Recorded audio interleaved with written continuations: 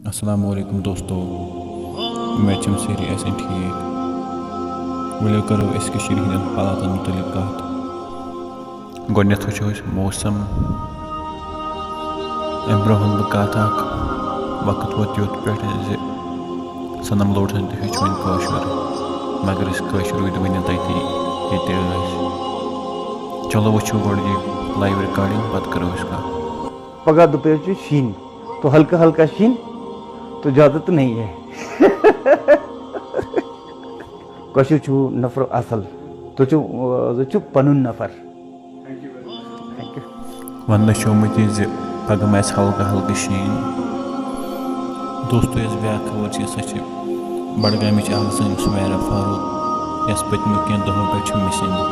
सह अगर कंस गई नजर सह कर मेहरबानी कर नंबरस पे कॉल। दोस्तों ब्या अपडेट आसा कि TRF अख नफर शाम जिंदा अरेस्ट करना, वन पता तमिस क्या कर। आज खुद दोस्तों बे ब्या गुजरिश नो चैनल पे सह कर मेहरबानी कर चैनल सब्सक्राइब। अल्लाह हाफिज़।